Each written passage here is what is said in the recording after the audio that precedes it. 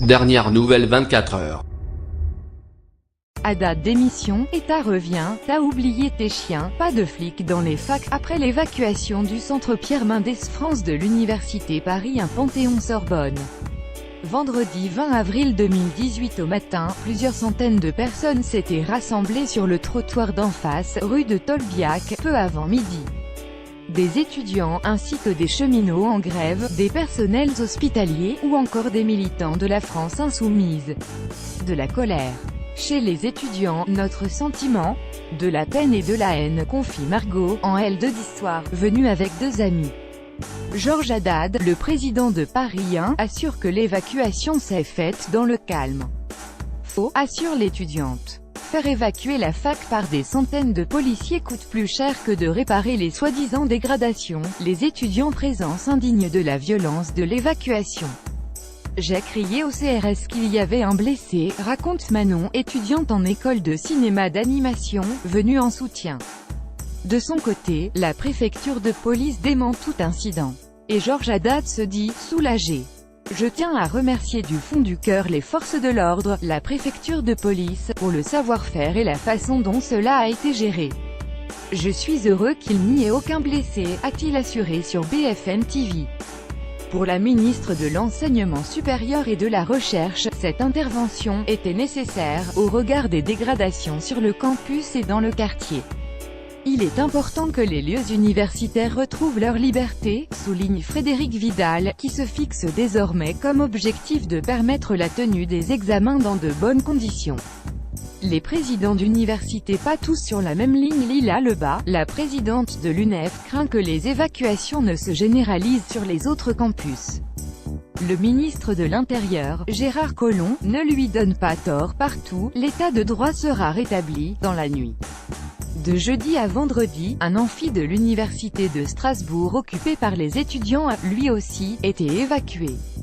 En début de semaine, Michel Deneuken, le président de l'établissement, avait consulté les étudiants par le biais d'un vote électronique, où un peu plus de 71% des votants s'étaient prononcés pour l'arrêt du blocage.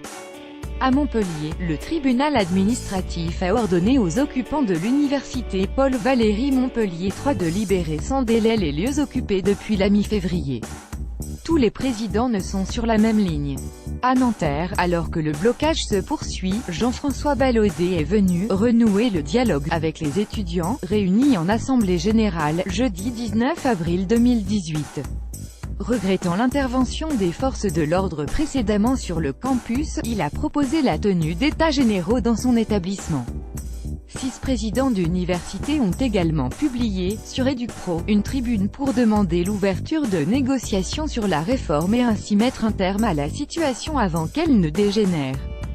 L'UNEF se dit également prête à participer à de véritables discussions, même si l'organisation étudiante vient de quitter, à l'instar de syndicats enseignants, les concertations sur l'arrêté licence devant permettre d'acter dans les textes les conséquences de la réforme.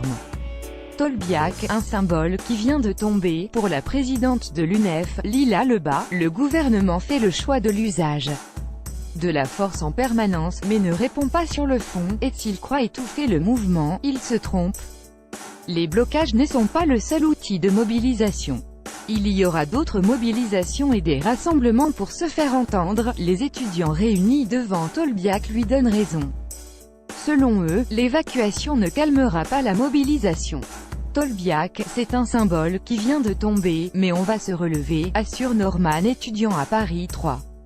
Ce gouvernement essaie de nous discréditer, mais comme ça ne marche pas, il nous envoie les matraques, s'emporte Marianne en L2 de sociologue à l'université de Paris-Nanterre. Sur la dalle d'une barre d'immeuble en face de la tour du campus de Tolbiac, des étudiants en assemblée générale réfléchissent à la suite à donner au mouvement.